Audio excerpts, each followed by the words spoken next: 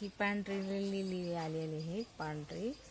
याच्यात बघा 4-5 कळ्या लागलेल्या आहेत. 1 2 3 इकडे एक आहे 4. खूप पावसामध्ये खूप छान येत असते. ह्याच्यात लसूण लागलेला आहे.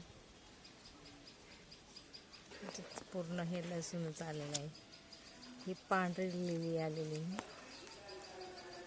हे सीताफळाचं झाड आहे